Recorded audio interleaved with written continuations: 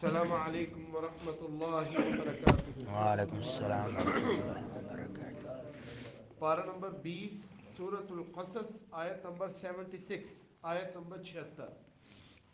اعوذ باللہ من الشیطان الرجیم۔ اعوذ باللہ من الشیطان الرجیم۔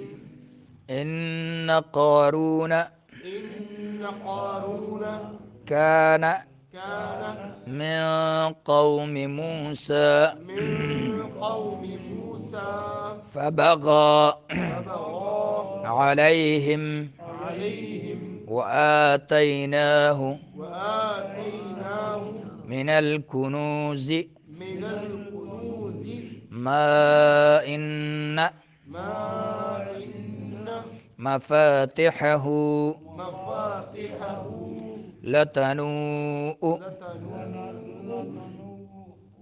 بالعصبة بالعصبة أولي القوة أولي القوة إذ قال له إذ قال له قومه قومه لا تفرح لا تفرح إن الله إن الله لا يحب الفرحين. لا يحب الفرحين.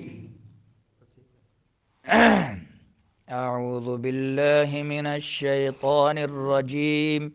إن قارون كان من قوم موسى فبغى عليهم وآتيناه من الكنوز ما إن مفاتحه لتنوء بالعصبة أولي القوة إذ قال له قومه لا تفرح إن الله لا يحب الفرحين. ان نون مشدد ہے تو غنہ ہوگا زمانی. قارون قاف پر پڑھیں گے اور را پر پڑھیں گے، اور واو میں جو ہے مدہ ہوگا، نون میں جو غنہ انی. کانا میں مدہ ہوگا، میں اخفا ہوگا، قوم واولین. موسیٰ مدہ ہوگا. فبغى غین کو پر پڑھیں گے با شدیدہ حروف میں سے. علیہم یائلین ہم اظہار. وآتیناہ تئی میں کیا ہوگا یائلین. من الکنوز کنو میں کیا ہوگا مدہ ہوگا. زا میں سیٹی نکالیں گے. ما کیا ہوگا مد کون سا مد منفصل.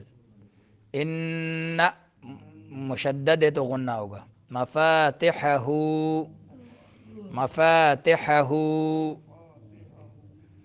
لتنوء کیا ہوگا متصل اور واو مد متصل. بالعصبت عین درمیان حلق سے، صاد میں سیٹی نکالیں گے اور با شدیدہ حروف میں سے. اولی القوہ رکنا ہے تو اولی القوہ، اگر ملا کے پڑھنا ہے اولی القوت. اذ ذال نرم حروف میں سے. قال قاف پر پڑھیں گے. لہو قومہ قوم میں کیا ہوگا واولین. لا تفرح را پر پڑھیں گے ان اور ہا درمیان حلق سے. ان میں نون مشدد ہے تو غنہ ہوگا زمانی. لفظ اللہ پر پڑھیں گے. ان اللہ لا يحب با شدیدہ حروف میں سے. لا يحب الفرحین. را بریک حروف میں سے.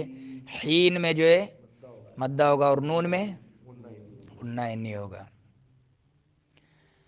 ان بلا شبہ قارون کانا تا من قوم موسیٰ موسیٰ علیہ السلام کی قوم میں سے. فبغى پھر اس نے ظلم کیا. علیہم ان پر.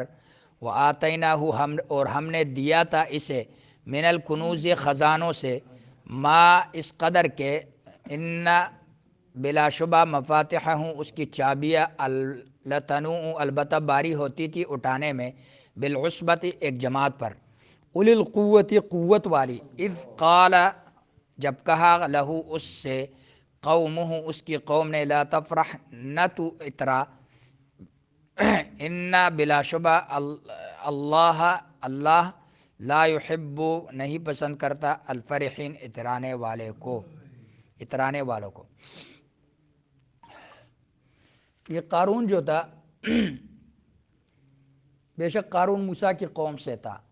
موسیٰ علیہ السلام کے چچا زاد بھائی تھے، موسیٰ علیہ السلام کی قوم میں سے تھے. لیکن فرعون نے کیا کیا تھا کہ فرعون اسے مال دیتا تھا اور اسے جو ہے سربراہ بنایا تھا.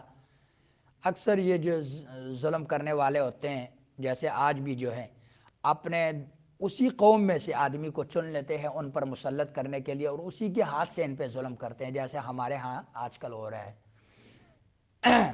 تو اس وقت بھی یہ موسیٰ علیہ السلام کے چچا زاد بھائی تھے. فرعون نے اس کو ان پر جو ہے مسلط کیا تھا، بنی اسرائیلیوں پر ظلم کرتا تھا. پیسہ اس کے پاس بہت زیادہ تھا، خزانوں کی چابیاں اس کی ایک جماعت پر باری ہو جاتی تھی. یہی حالت سرداران قریش کی تھی، ان کو بھی مال نے جو ہے وقت کا قارون بنا دیا تھا. سرداری اور مال نے وقت کا قارون بنا دیا تھا. اپنی قوم کے خلاف جو ہے فرعون کا ساتھی بنا ہوا تھا، تو اس کا دست و بازو بنا ہوا تھا، اعلی کار بنا ہوا تھا. بعض تفسیروں میں یہ بھی لکھا کہ یہ تورات کا حافظ تھا اور بہت خوبصورت آواز سے تورات پڑھتا تھا مگر اندر سے منافق تھا. لیکن قرآن سے یہ معلوم ہوتا ہے کہ وہ کفر میں اتنا پکا تھا کہ اللہ تعالیٰ نے موسیٰ علیہ السلام کو جھٹلانے والوں میں فرعون کے ساتھ جن دو آدمیوں کا نام لیا، ان میں سے ایک اس کا بھی نام لیا ہے، قارون کا. جیسا کہ فرمایا وَلَقَدْ أَرْسَلْنَا مُوسَىٰ بِآيَاتِنَا وَسُلْطَانٍ مُّبِينٍ إِلَىٰ فِرْعَوْنَ وَهَامَانَ وَقَارُونَ فَقَالُوا سَاحِرٌ كَذَّابٌ. بلا شبہ یقینا ہم نے موسیٰ کو اپنی آیات اور واضح دلیل کے ساتھ بھیجا فرعون اور حامان اور قارون کی طرف، تو انہوں نے کہا جادوگر ہے، بہت جھوٹا. بدبخت آدمی تھا. فبغى علیہم، ایک دن اس نے یہ کیا کہ ایک عورت کو جو ہے کچھ مال دیا اور اسے کہا کہ جب موسیٰ علیہ السلام تقریر کریں گے تو آپ نے تقریر کے دوران کھڑے ہونا ہے اور اسے کہنا ہے، جب وہ تقریر کریں گے زنا کی برائی بیان کریں گے کہ زنا بری چیز ہے، فحاشی ہے، تو آپ نے کھڑے ہو کہ یہ کہنا ہے کہ یہ زنا بدکاری ہر شخص کے لیے بری ہے کہ آپ کے لیے بھی ہے. تو آپ اس کو عورت کو پیسے دیے تھے، اور جب وہ کہے گا کہ ہر شخص کے لیے، میرے لیے بھی زنا بری چیز ہے، ہر ایک کے لیے گناہ ہے، تو آپ نے کہہ دینا ہے کہ پھر آپ نے زنا میرے ساتھ کیوں کیا، لوگوں میں اس کو موسیٰ علیہ السلام کو رسوا کر دینا. بنی اسرائیل دنیا کی بدترین قوم تھی، ظالم. ایک دن 70 نبیوں کو قتل کرتے تھے، اور روایت میں آتا ہے کہ 70 نبیوں کو قتل کرتے تھے اور عصر کے وقت اپنی دکانوں کو کھول کے بیٹھ جاتے تھے اور اپنے سبزیاں اور جو دیگر اشیاء جو ہے یہ کریانوں کے جیسے سٹور ہوتے ہیں یہ چیزیں بس بیغم کام کرتے تھے، کوئی پرواہ نہیں ہوتی تھی کہ ہم نے کچھ کیا بھی ہے یا نہیں. ایسے لوگ تھے. اور اسی لیے جب آپ صلی اللہ علیہ وسلم ابو طالب کے ساتھ سفر پہ جا رہے تھے تو جرجیس نامی وہ جو راہب نکلا، اس نے دیکھا، وہ دعوت کی تو لوگوں نے سب آ گئے، تو آپ صلی اللہ علیہ وسلم کو وہاں قافلے کے سامان کے ساتھ بٹھایا انہوں نے. تو وہ جرجیس سب پہ نظر دوڑاتا ہے کہ یہ شخص، یہ نبوت کی شخص کون سے ہے جس کے سامنے درخت اور پتھر سجدہ کر رہے تھے، تو وہ نظر نہیں آ رہا تھا. اس نے کہا کوئی رہتا تو نہیں ہے. اب یہ قافلہ بھی بڑا حیران ہوا کہ یہ راہب تو اپنے کمرے سے نکلتا نہیں تھا، ابو طالب اور اس کے ساتھی، آج کیوں نکلا ہے؟ یہ بھی حیران تھے. تو ان میں سے ایک نے کہا کہ بھئی ہم بڑے بدبخت تھے، دیکھو چھوٹے بچے کو ہم نے وہاں بٹھایا اور خود کھانا کھانے آ گئے. تو یہ بات اور راہب نے جرجیس نے سن لی. کہتا کوئی بچہ بھی رہتا ہے؟ اس نے کہا. کہتا بلاؤ اس بچے کو. جب دیکھا تو ایک ہی نظر سے پہچان لیا کہ ہاں یہ ہے وہ شخص. تو اس سے پوچھنے لگا، کچھ سوالات کیے. یہ راہب جرجیس جو تھا یہ بت پرست نہیں تھا، لیکن آپ صلی اللہ علیہ وسلم کا امتحان کرتا تھا کہ یہ، اس سے پتہ تھا کہ نبی جو ہوتے ہیں وہ بت پرستی سے بچپن سے ہی نفرت کرتے ہیں. تو کہا سألتک باللات والعزیٰ، اللہ تو عزیٰ کے نام سے تجھ سے سوال کرتا ہوں، مجھے صحیح جواب دینا.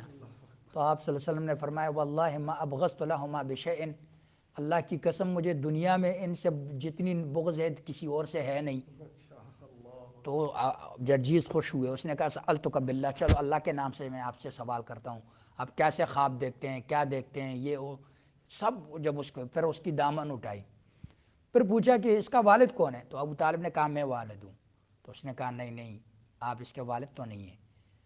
اب اس نے پڑھا تھا کہ وہ بچہ یتیم ہوگا، پھر اس نے کہا میں ہوں والد، تو کہا نہیں آپ تو والد نہیں ہیں، اس کے والد نہیں ہو سکتے۔ اس نے کہا یہ میرا بھتیجا ہے۔ کہتا ہاں اس کا والد کہاں ہے؟ کہتا ہے فوت ہوا ہے۔ کہتا آپ صحیح کہا تو نے۔ پھر اس کی دامن اٹھائے پیچھے سے، تو مہر نبوت بھی دیکھ لی۔ پھر ابو طالب کو کہا کہ اس کو واپس لے جا، ورنہ یہ شام کے یہودی پتہ چلے انہیں تو اس کو قتل کر دیں گے، اس کو واپس بھیج دے۔ پھر ابو طالب نے ساتھ ایک ساتھی کیا اور اسے واپس آپ صلی اللہ علیہ وسلم کو واپس بھیج دیا۔ تو ایسے لوگ تھے کہ نبیوں کو قتل کرتے تھے، بدبخت قوم تھی بہت زیادہ۔ اللہ نے ان کو خنزیر اور باندر بنایا تھا، کیوں؟ اس میں بھی انہوں نے بھی وہاں بھی انہوں نے ہیلا کیا۔ اللہ نے کہا کہ ہفتے کے دن مچھلیاں نہیں پکڑنی، انہوں نے چھوٹے چھوٹے سمندر سے جو ہے خندقیں کھود دی اور وہاں مچھلیاں جمع ہوتی تھی، پھر پاؤں کے ساتھ جو ہے اس کو بند کر دیتے، ہفتے والے دن آ جاتے تھے، وہ چھوٹے خندقوں میں سے مچھلیاں نکال لیتے تھے اور پھر کہتے تھے کہ ہم نے ہفتے کے دن تو نہیں پکڑیں، یہ تو اتوار کے دن ہم نے نکال لی۔ تو بڑی جو ہے بدبخت قوم تھی، اللہ تعالیٰ نے دنیا میں بھی رسوا کر دیا اور قیامت تک یہ ذلیل و رسوا ہوتے رہیں گے۔ اور کہتے ہیں کہ یہ جو جیکٹ پہننے والے خودکش حملاور ہیں، ان سے ہم بڑے تنگ ہیں، دیوار کریں گے اور ساری دیوار کریں گے تاکہ ہمارے ان کے درمیان دیوار ہو۔ ہمارے شیخ فرماتے تھے کہ آسمان تک دیوار کرو گے نا پھر بھی نہیں بچو گے، آسمان تک دیوار بناؤ پھر بھی بچو گے نہیں، تمہاری خیر نہیں ہے۔ اب ان کے بس میں کیا ہے؟ لڑنے کے میدان میں تو لڑ نہیں سکتے، مجاہدین کے سامنے لڑے تو میدان میں آ کے لڑے، ٹھیک ہے، مجاہدین پہ بمباری بھی کرے، جو کچھ کرنا چاہتے کریں، لڑتے کیسے؟ چاہ کے اسپتالوں پہ بچوں پہ بمباریاں کرتے ہیں۔ اور الحمدللہ اس ظلم کو دیکھ کر عیسائی کھڑے ہو گئے مسلمانوں کے ساتھ۔ وہ ایک فٹ بالر ہے رینالڈو، وہ ہر میدان میں جو ہے فلسطین کی آواز اٹھا رہا ہے۔ ان کو چپتا ہے بہت زیادہ، پیپسی پینے کی بجائے اس نے سائڈ پہ کر دیا کہ یہ نہیں پینے، یہ مضر ہے، اور اس پہ کتنا نقصان ہوا ہے ان کو۔ فبغى علیہم، اب اس سے بڑی سرکشی کیا ہوگی کہ اپنی ہی قوم کے خلاف ایسے شخص کا دست و بازو بن گیا کہ جو اب ان کے لڑکوں کو ذبح کرتا تھا اور ان کی عورتوں کو زندہ رکھتا تھا اور انہیں بدترین سزائیں دیتا تھا۔ وآتیناہ من الکنوز، اور اللہ فرماتے ہیں ہم نے اس کو خزانے دیے تھے۔ نبی پاک صلی اللہ علیہ وسلم نے فرمایا ان اللہ یعطی الدنیا من یحب ومن لا یحب، اللہ دنیا دیتا ہے اسے بھی جو اسے پسند ہو اور اسے بھی دے دیتا ہے جو اس کو ناپسند ہو۔ تو اس سے معلوم ہوتا ہے کہ جو ظالموں کو مال ملتا ہے وہ بھی اللہ تعالیٰ ہی کا عطا کرتا ہے، عطا کردہ ہے، جس میں ان کی آزمائش اور ان پر حجت پوری کرنے کی حکمت پوشیدہ ہوتی ہے۔ العصبہ غیر معین آدمیوں کی جماعت کو کہتے ہیں۔ اسے عصبہ اس لیے کہتے ہیں کہ ان کا ہر فرد دوسرے کے لیے قوت کا باعث ہوتا ہے۔ عرف میں 10 سے لے کر 40 آدمیوں کی جماعت کو کہتے ہیں۔ مفاتیح جو ہے مفتاح کی جمع ہے، چابیاں، یعنی قارون کو اتنے خزانے دیے تھے جن سے بھرے ہوئے کمروں کے تالوں کی چابیاں ایک قوت والی جماعت پر اٹھانے میں باری تھی۔ تفاسیر میں پھر ان خزانوں کے بارے میں عجیب و غریب تفصیل مذکور ہے جن کا تصدیق کا کوئی ذریعہ ہمارے پاس نہیں ہے۔ صاحب کشاف نے فرمایا کہ ان کے اموال کی کثرت بیان کرنے میں مبالغے کے کئی الفاظ استعمال ہوئے ہیں۔ اللہ نے فرمایا کہ الکنوز، المفاتح، النوع، یہ تینوں الفاظ لائے گئے اسی قرآن کی آیت میں۔ باری ہونا، العصبہ، اولی القوہ، یہ سارے جو ہے باری ہونے کے معنی میں۔ اب وہ جو عورت کڑی ہوئی اس کو مال دیا تھا، تو موسیٰ علیہ السلام نے کہا کہ تجھے اس ذات کی قسم دیتا ہوں جس نے تورات نازل کیا، تجھے اس بات پر آمادہ کس نے کیا؟ تو اس نے کہا کہ جب تو نے یہ قسم دی، میں سچ کہتی ہوں مجھے قارون نے پیسے دیے تھے کہ موسیٰ علیہ السلام کو خلاف ایسے گفتگو آپ نے کرنی ہے۔ تو جب بات واضح ہو گئی تو قارون کو موسیٰ علیہ السلام گئے اور اسے کہا کہ بھائی اللہ نے آپ کو مال دولت دیا تو اس کا جو ہے زکوٰۃ دے دے۔ اس نے انکار کیا کہ یہ تو کروڑوں کے حساب سے زکوٰۃ بنتی ہے، میں کیسے دوں، نہیں دینے گی، زکوٰۃ سے انکار کیا۔ تو جب غرق ہو رہا تھا اللہ تعالیٰ موسیٰ علیہ السلام نے اس کے لیے بد دعا کی، زمین نے اس کو کھینچ لیا۔ جب زمین کھینچنے لگی تو ابھی دنسا نہیں تھا، کہنے لگا موسیٰ تمہاری نظر میرے مال کے اوپر ہے۔ تو موسیٰ علیہ السلام نے کہا لے آؤ اس کے خزانوں کی چابیاں، ساری چابیاں اس کے سر پر رکھ دی گئی اور اللہ تعالیٰ سے کہا کہ یا اللہ اس کو کھینچ لے زمین کی طرف۔ زمین اس کو کھینچتی گئی، آج تک زمین میں جو ہے دنسا جا رہا ہے۔ اذ قال له قومه لا تفرح، اللہ قوم نے کہا قارون سے کہا کہ مت پول، بے شک اللہ پولنے والوں سے محبت نہیں کرتا۔